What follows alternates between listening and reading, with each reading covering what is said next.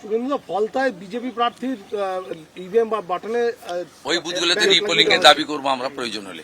প্রার্থীর সঙ্গে কথা বলিনি, প্রথম প্রার্থীর সঙ্গে কথা বলতে হবে।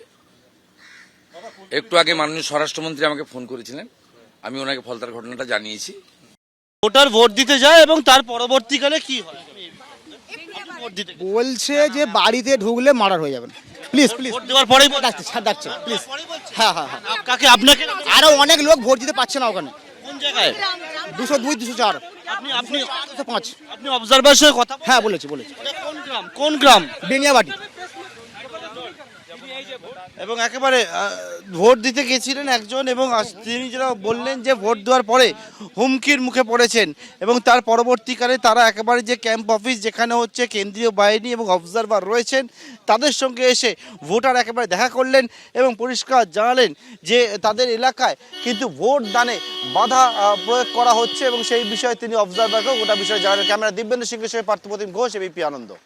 আজকের না, আমি যতগুলো ইলেকশন করেছি প্রত্যেকটা ইলেকশন এইভাবে আমি অফিসের ভেতর থেকে কন্ট্রোল রুম খুলে আমি অফিসের ভেতর থেকে আমি ভোট পরিচালনা করি। কিন্তু বাজারে মানুষ অনেক প্রশ্ন করে যে আমি বুথে গিয়ে থ্রেট দিই, মানুষের সঙ্গে ধমকাই চমকাই, কিন্তু আপনারা সমস্ত মিডিয়ার আজকে দেখলেন যে জাহাঙ্গীর খান কোথায় ছিল। শুরুটা ওরা করেছে, শেষটা আমরা করব। খেলা তো হবেই। খেলা হবে না মানে যে বিজেপির পায়াত্রায় মাটি ছিল না ফলতায়। একটা পুলিশ অবজারভার শুনছি দক্ষিণ 24 পরগনার পুলিশ অবজারভার নিজেকে সিংহ মনে করে, সেই পুলিশ অবজারভার শুধুমাত্র ফলতায় সকাল থেকে পড়েছিল। গোটা দক্ষিণ 24 জেলার পুলিশ অবজারভার শুধুমাত্র ফলতা বিধানসভার মধ্যে পড়েছিল তার ক্ষমতা দেখানোর জন্য। আর নিরীহ অসহায় মানুষকে এত অত্যাচার করেছে, তার জবাব মানুষ ভোটের মাধ্যমে দিয়েছে। অবজারভার দক্ষিণ 24 অবজারভার শুধুমাত্র ফলতার মধ্যে পড়ে আছে।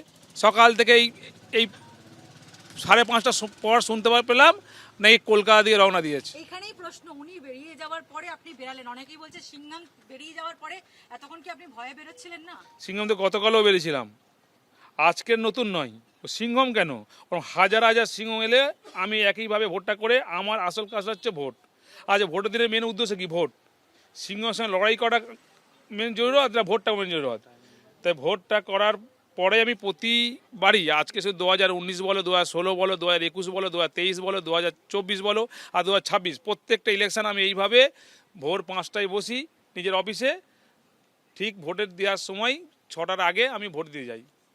এবিপি আনন্দ, এগিয়ে থাকে, এগিয়ে রাখে।